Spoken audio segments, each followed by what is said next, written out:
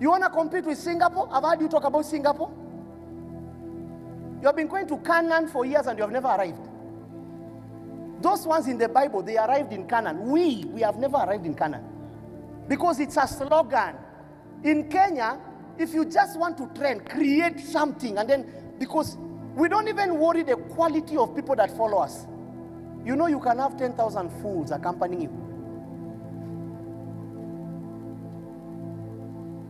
After we have gone for the rally, okay, what came out of the rally? Wananchi, oye, what are you saying?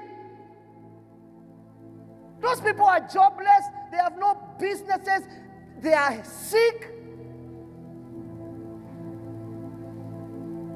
Look at in Nairobi. Back in those days, you never did a rally and found campus people. Today, any rally, you meet people that are knowledgeable. Now, you that has gone to school and that's how you are behaving. Sisi wengine tumekuwa wapi?